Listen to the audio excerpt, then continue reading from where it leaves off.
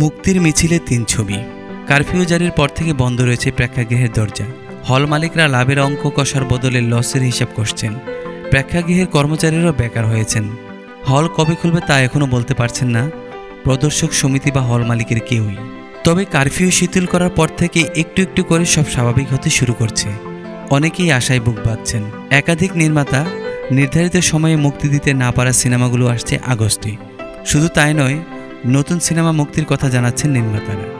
গত ১৯ ও ২৬ জুলাই মুক্তির কথা ছিল ডাইরেক্ট অ্যাকশন ও হৈমন্তীর ইতিকথা সিনেমা দুটি, কিন্তু চলমান পরিস্থিতি এবং হল বন্ধ হওয়ায় সেটি আর সম্ভব হয়নি।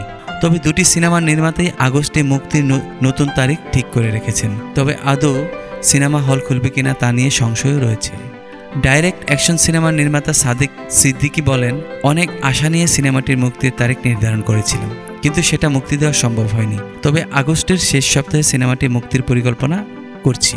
সেটাও কতটা সম্ভব হবে তা এখনই বলা যাচ্ছে না। একই পরিকল্পনা করছেন হৈমন্তীর ইতিকথা সিনেমার নির্মাতা মির্জা সাখাওয়াত হোসেন।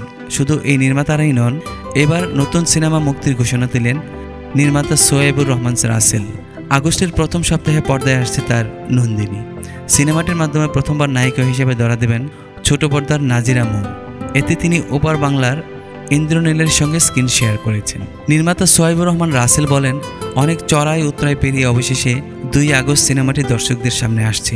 তবে সিনেমার মুক্তি নিয়ে নির্মাতাদের পরিকল্পনা কতটা বাস্তবতার মুখ দেখবে তা নিয়ে সংশয় রয়েছে। আদৌ হল খুলবে কিনা তা বলতে পারছেন না সংশ্লিষ্টরা। স্টার সিনেমাপ্লেক্সের জ্যেষ্ঠ বিপণন কর্মকর্তা মেজবাউদ্দিন বলেন, কবে হল খুলতে পারবো এখনই বলতে পারছি না। আমরা সরকারি নির্দেশনার অপেক্ষায় আছি।